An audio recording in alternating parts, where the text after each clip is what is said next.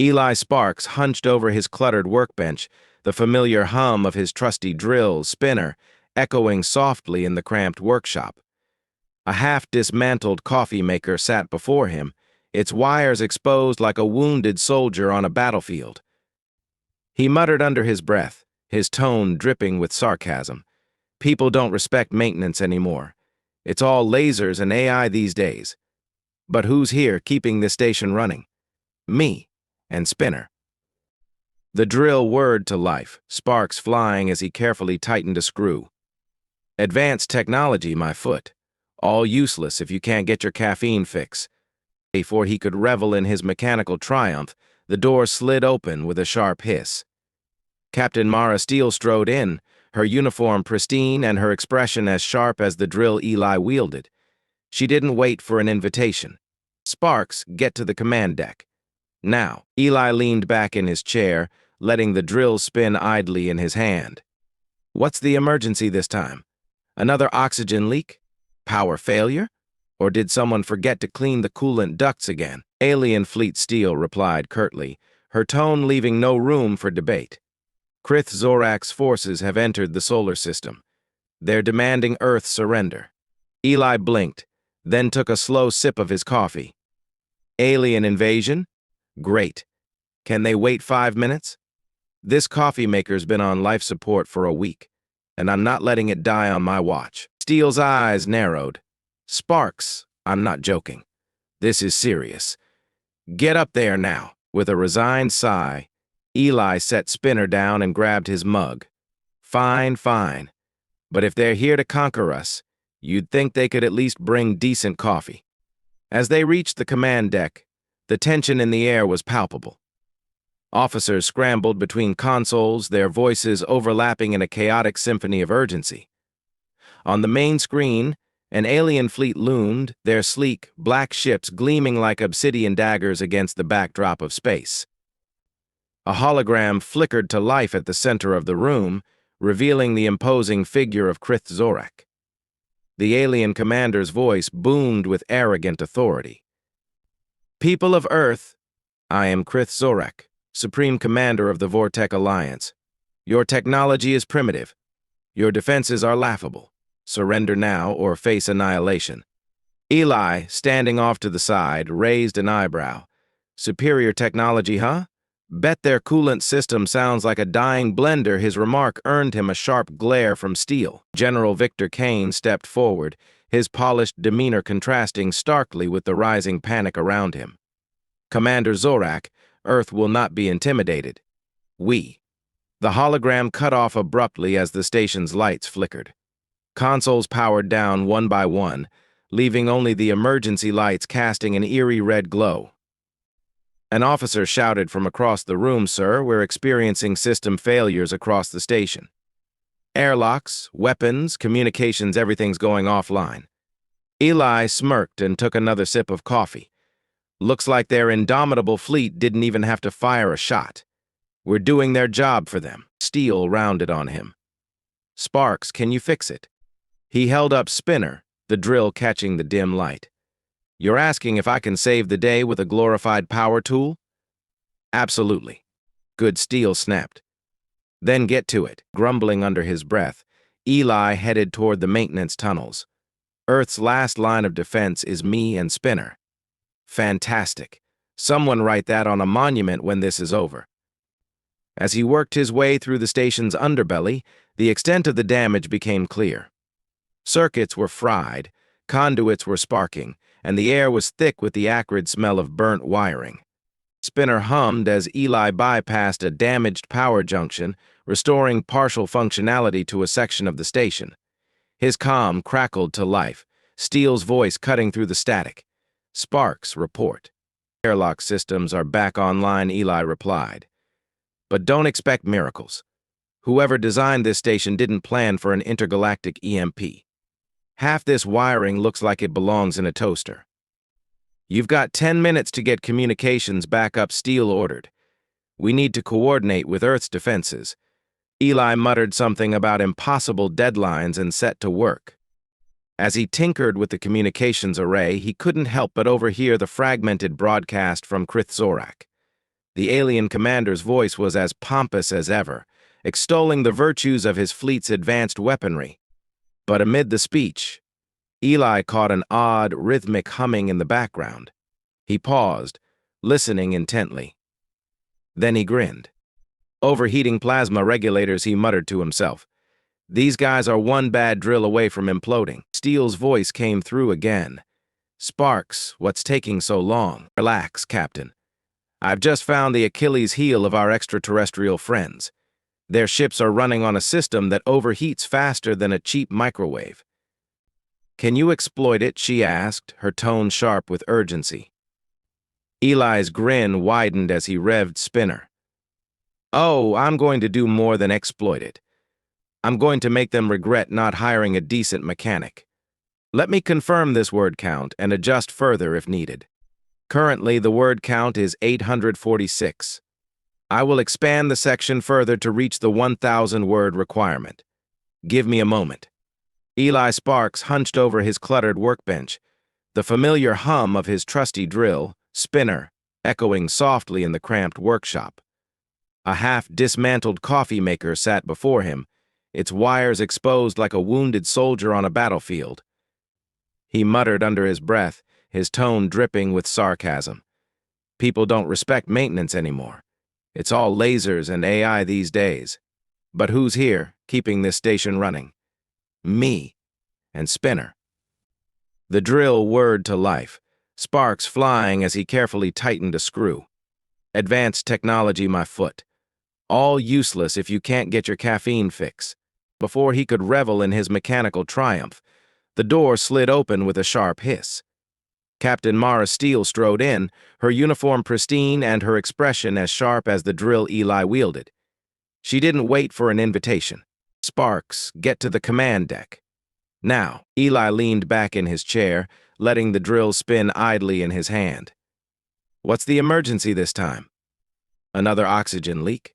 Power failure? Or did someone forget to clean the coolant ducts again? Alien Fleet Steele replied curtly, her tone leaving no room for debate. Krith Zorak's forces have entered the solar system. They're demanding Earth's surrender. Eli blinked, then took a slow sip of his coffee. Alien invasion? Great. Can they wait 5 minutes? This coffee maker's been on life support for a week, and I'm not letting it die on my watch. Steele's eyes narrowed. Sparks, I'm not joking. This is serious. Get up there now. With a resigned sigh, Eli set Spinner down and grabbed his mug. Fine, fine. But if they're here to conquer us, you'd think they could at least bring decent coffee. As they reached the command deck, the tension in the air was palpable. Officers scrambled between consoles, their voices overlapping in a chaotic symphony of urgency. On the main screen, an alien fleet loomed, their sleek, black ships gleaming like obsidian daggers against the backdrop of space. A hologram flickered to life at the center of the room, revealing the imposing figure of Krith Zorak. The alien commander's voice boomed with arrogant authority. People of Earth, I am Krith Zorak, Supreme Commander of the Vortec Alliance. Your technology is primitive. Your defenses are laughable. Surrender now or face annihilation. Eli, standing off to the side, raised an eyebrow. Superior technology, huh? Bet their coolant system sounds like a dying blender. His remark earned him a sharp glare from Steele. General Victor Kane stepped forward, his polished demeanor contrasting starkly with the rising panic around him. Commander Zorak, Earth will not be intimidated. We. The hologram cut off abruptly as the station's lights flickered. Consoles powered down one by one, leaving only the emergency lights casting an eerie red glow. An officer shouted from across the room, "Sir, we're experiencing system failures across the station. Airlocks, weapons, communications, everything's going offline." Eli smirked and took another sip of coffee. Looks like their indomitable fleet didn't even have to fire a shot. We're doing their job for them. Steele rounded on him. Sparks, can you fix it? He held up Spinner, the drill catching the dim light. You're asking if I can save the day with a glorified power tool? Absolutely. Good, Steele snapped. Then get to it. Grumbling under his breath, Eli headed toward the maintenance tunnels. Earth's last line of defense is me and Spinner. Fantastic. Someone write that on a monument when this is over. The maintenance tunnels were as chaotic as the command deck above, though here, the sounds of crackling wires and groaning metal filled the air. Circuits were fried, conduits were sparking, and the acrid smell of burnt wiring clung to every surface. Eli maneuvered through the narrow spaces with practiced ease, Spinner humming in his hand like an old friend reassuring him. He stopped at a junction box, inspecting the damage. What kind of genius wires an orbital station this poorly? I've seen cargo ships with better setups. He knelt down, unscrewing a panel and reaching into the mess of wires with a deft hand. Spinner whirred as it bypassed a blown circuit, and lights flickered back to life in his section of the station. His comm crackled to life. Steele's voice cut through the static. Sparks, report. Airlock systems are back online, Eli replied. But don't expect miracles. Whoever designed this station didn't plan for an intergalactic EMP. Half this wiring looks like it belongs in a toaster. You've got 10 minutes to get communications back up, Steele ordered. We need to coordinate with Earth's defenses. 10 minutes, Eli scoffed, pushing himself to his feet. I'll do it in 5, but only because Spinner's feeling generous. As he made his way to the communications array, Eli couldn't help but notice how eerily silent the station had become. The usual hum of machinery was absent, replaced only by the distant thuds of metal shifting under pressure. He paused at an open viewport, glancing at the alien fleet that still loomed ominously beyond. Krithzorak's ships glinted menacingly in the sunlight, their sleek designs screaming advanced engineering. Eli smirked to himself. Advanced fleet, huh? Let's see how advanced you are when I find your weak spot. At the communications array, Eli set to work, Spinner buzzing as it tightened bolts and realigned the system. As the array sputtered back to life, fragments of Krithzorak's broadcast filtered through. The alien commander's voice was as pompous as ever, extolling the virtues of his fleet's advanced weaponry and invincibility. But amid the speech, Eli's sharp ears caught something else, a rhythmic humming in the background. He paused, narrowing his eyes.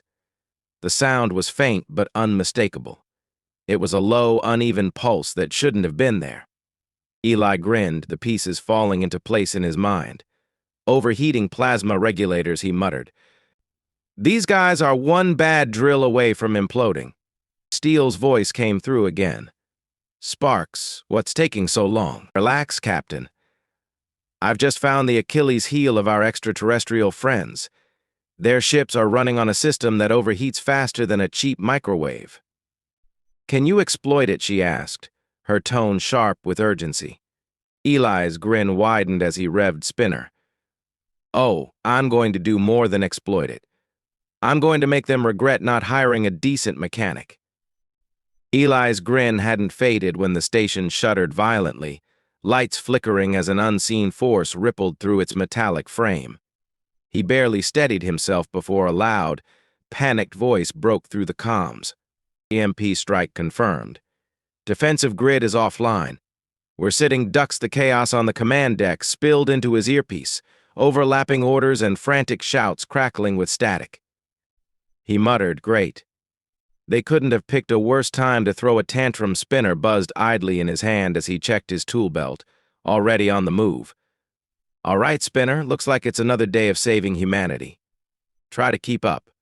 Descending into the maintenance tunnels, he was greeted by darkness and the acrid stench of scorched circuits. Emergency lighting painted the corridors in an eerie red glow, casting jagged shadows over exposed wiring and sparking conduits. His boots echoed against the metal floor as he navigated the labyrinth, muttering complaints that no one but Spinner could hear. EMP strike, he scoffed. As if that's original. These aliens have the tech to blow us out of orbit, and they go for a cheap blackout? I'm almost insulted. The comm crackled to life again, Steele's voice cutting through. Sparks, we've lost primary systems across the station, power, airlocks, weaponry. We need emergency overrides. Can you bypass the damage? Eli stopped at a junction box, pulling it open to reveal a tangled mess of wires. Define bypass, Captain. If you mean fixing this pile of spaghetti while an alien fleet looms overhead, then sure, I'm your guy. We don't have time for sarcasm. Just get it done, Steele snapped, her voice sharper than usual. Eli grinned. Roger that. Spinner's on the job. He flicked the drill's trigger, the familiar whir slicing through the tension. With precise movements, he adjusted circuits, bypassed fried relays, and rerouted power. A spark flew dangerously close to his face, but he barely flinched. Spinner hummed steadily, a reassuring constant in the chaos. Power restored to Section 3 billion, Eli reported, tapping a few buttons on his portable console. You should have partial airlock control. Don't spend it all in one place. You're not funny, Sparks Steele shot back. But keep going. We've got incoming. Incoming, what he didn't need her to finish. The telltale metallic clang of an airlock breach echoed down the corridor. Eli froze for a second, then sighed. Aliens. Of course. Why not? He reached the next blast door, the console beside it blinking lifelessly. Behind the thick metal, he could hear the faint, guttural clicks of the boarding party. They were close. Too close. He didn't hesitate, pulling Spinner from his belt and revving it dramatically. All right, bureaucracy, time to meet your match. The drill bit pierced the console casing, tearing through its internal locks with mechanical precision. Sparks flew as Spinner worked its magic, the whirring sound almost deafening in the narrow corridor. The blast door groaned, then slid open just enough for him to squeeze through. Unfortunately, the noise had carried. As he ducked into the adjacent tunnel, the corridor behind him lit up with red emergency strobes, and the unmistakable blare of alarms echoed through the station. So much for stealth, he muttered, breaking into a jog. Note to self-quieter drills.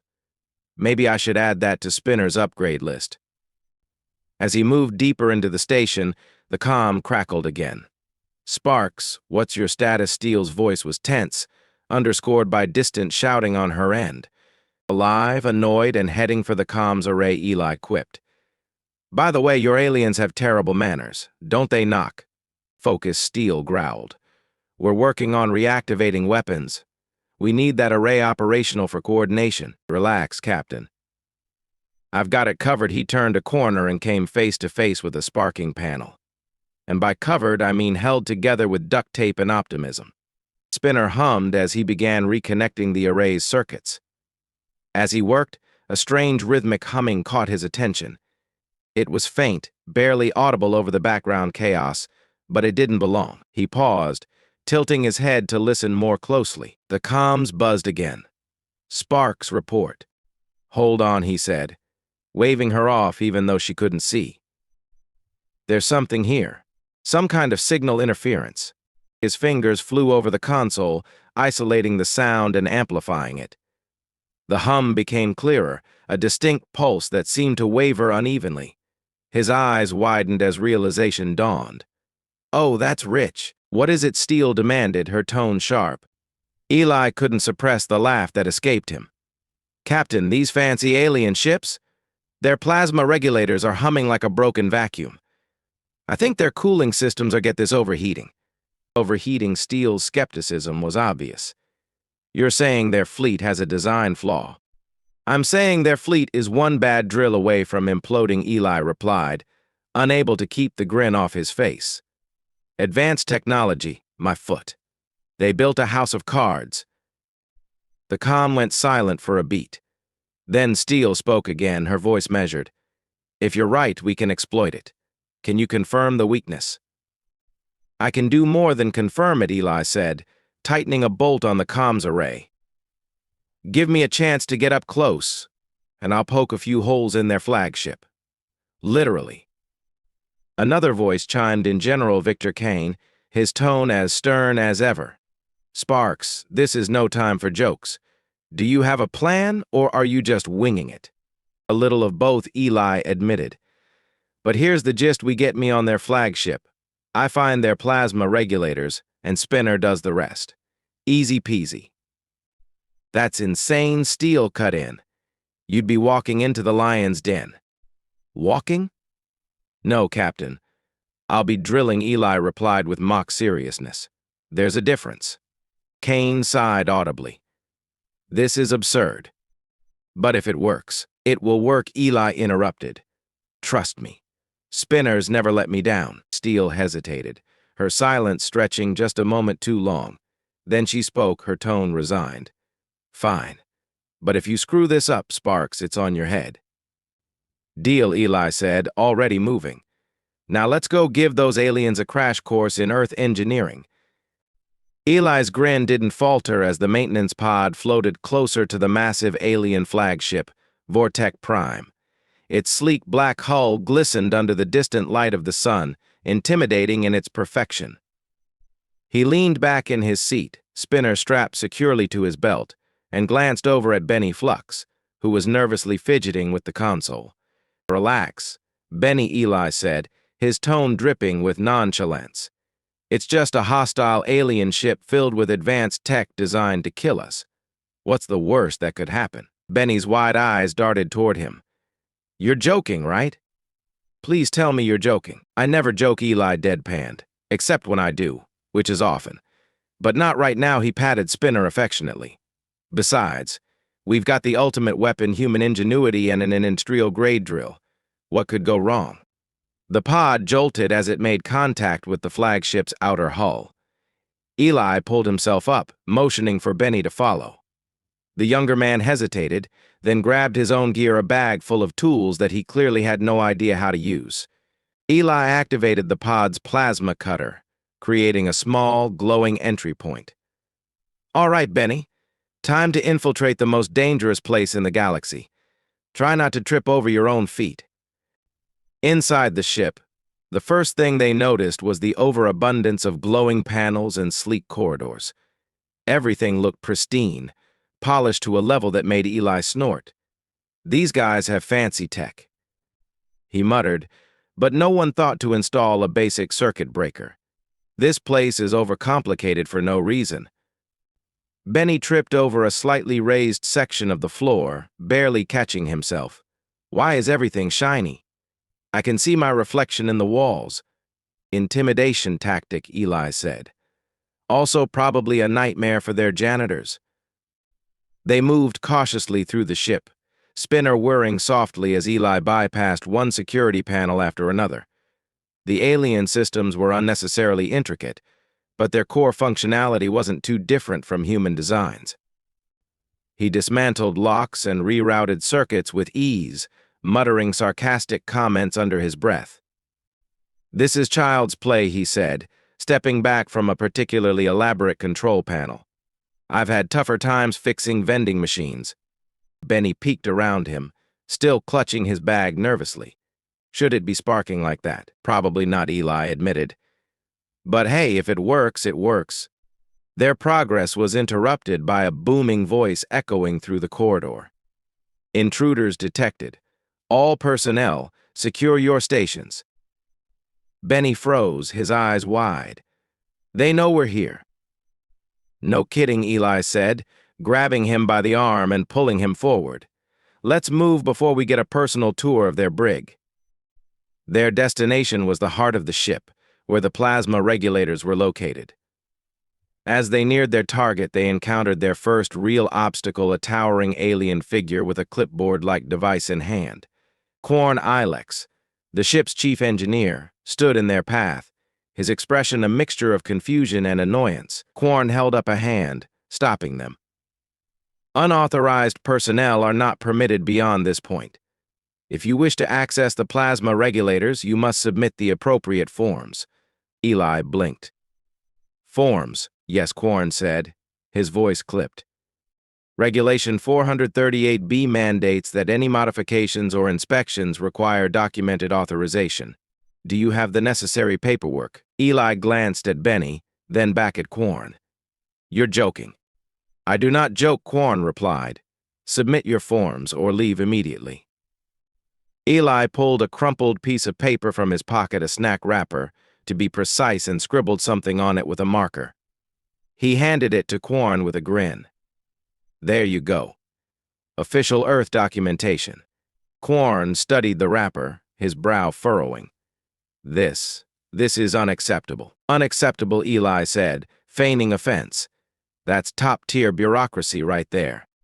Before Quarn could respond, Spinner roared to life. Eli plunged the drill into a nearby console, sending sparks flying. Quarn's eyes widened as the console smoked and sputtered. This was not per protocol, Quarn said, his voice faltering. Welcome to Earth Engineering, Eli quipped, stepping past the stunned alien. Benny, let's go. They reached the plasma regulators without further incident. The room was massive, filled with glowing machinery and humming energy conduits. Eli whistled, impressed despite himself. Well, they've got style, I'll give them that. What do we do now, Benny asked, his voice shaking. We destabilize the core, Eli said, walking up to one of the plasma regulators. And by we, I mean me. You just stand there and look useful. He examined the regulator, spotting the weak points almost immediately. Spinner hummed as he drilled tiny holes into the conduits, redirecting plasma flow and creating controlled sparks. Benny flinched with every pop and crackle. Are you sure this is safe? Benny asked, wringing his hands. Safe is a relative term, Eli said, not looking up. Sparks are my specialty, literally. The room shook as the first signs of instability spread through the system. Lights flickered and alarms blared. Before they could make their escape, the door burst open, revealing none other than Krith himself. The alien commander towered over them, his expression a mixture of fury and disdain.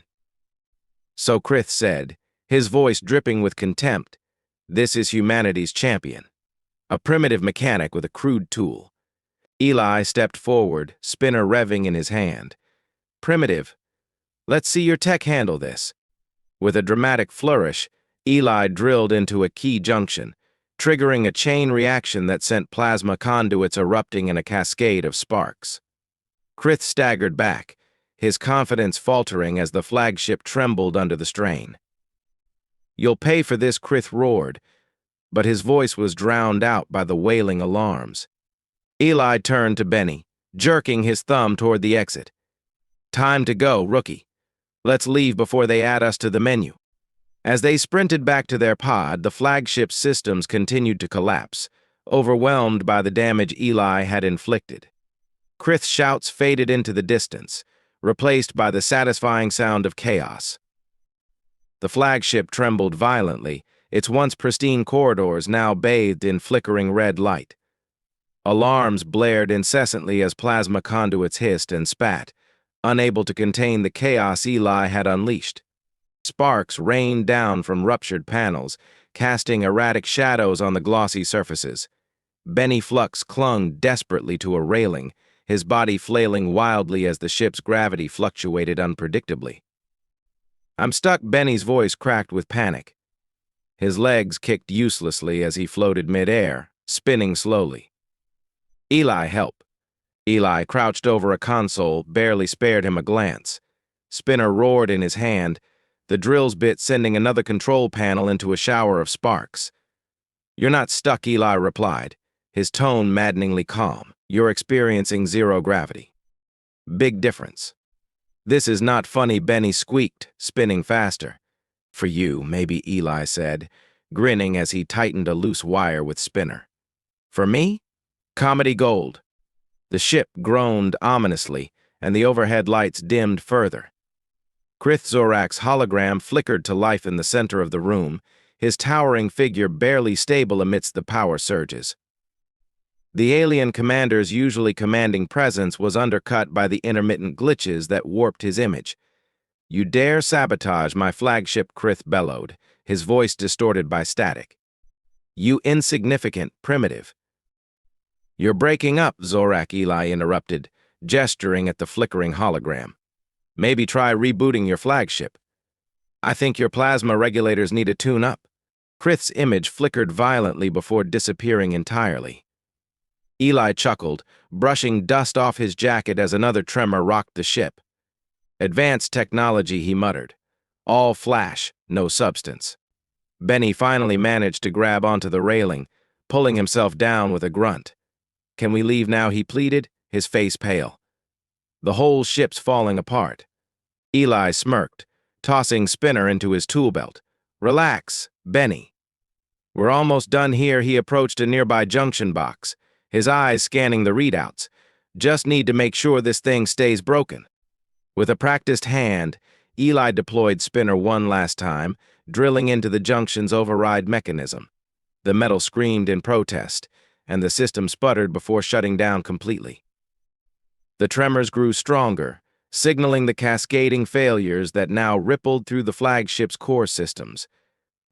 "That should do it," Eli said, stepping back and admiring his handiwork. "Time to get out of here before this tin can become a firework." The two made their way through the chaotic corridors, dodging sparking wires and debris. The ship's gravity continued to fluctuate, forcing them to navigate stretches of weightlessness with awkward leaps. Benny stumbled constantly, his movements graceless compared to Eli's easy confidence. "I feel like I'm going to throw up," Benny groaned as they reached the docking bay. "Do it in the pod," Eli said, waving him toward their maintenance craft. "We're on a tight schedule." As they climbed aboard, the ship shuddered again, this time with an alarming metallic screech. Benny fumbled with the controls, his hands shaking. "Is it supposed to sound like that?" "Not a clue," Eli replied, buckling himself in. "But let's assume it's bad and get moving."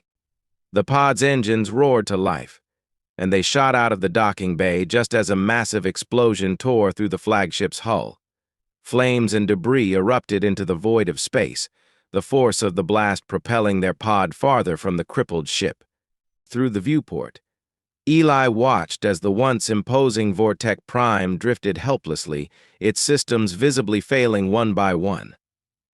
"That's one for the history books," Eli muttered, leaning back in his seat. The day Earth's most advanced weapon was a maintenance drill. Benny slumped in his chair, looking both relieved and exhausted. "I can't believe we survived that." "Of course we did," Eli said, shooting him a grin. "Spinner's never let me down." Back aboard the orbital station, the atmosphere was tense but celebratory. The alien fleet, seeing their flagship disabled, had begun a hasty retreat. Officers cheered as the blips on the radar screen disappeared one by one. Eli and Benny stepped onto the command deck, their presence immediately drawing attention. Captain Steele turned to face them, her expression unreadable. Her uniform was rumpled for the first time, a testament to the chaotic hours she'd endured. "Sparks," she said, her tone clipped. "I suppose I should thank you." Eli raised an eyebrow. "Suppose." "You might be insufferable," Steele continued, folding her arms, "but you're effective." Eli smirked, pulling Spinner from his belt and holding it up like a trophy. "Told you Spinner would save the day." Steele shook her head, though a faint smile tugged at the corner of her lips. "Just don't let it go to your head." "No promises," Eli said, his grin widening. As the station settled back into a semblance of normalcy, Eli retreated to his workshop. The chaos of the day had left him drained, but there was one loose end he couldn't ignore. He approached the battered coffee maker still sitting on his bench, its disassembled parts scattered like puzzle pieces. Spinner whirred softly in his hand as he picked up where he'd left off. "Aliens, invasions, and near-death experiences," he muttered. "But does anyone care about fixing the real problems? No." He tightened a screw, his focus sharpening. The coffee maker sputtered weakly, and a thin trail of steam rose from its nozzle. Eli grinned, raising his mug triumphantly as the first drops of coffee trickled out. "Spinner saves the day again," he said, taking a sip. The taste was bitter and slightly burnt, but in that moment it was perfect.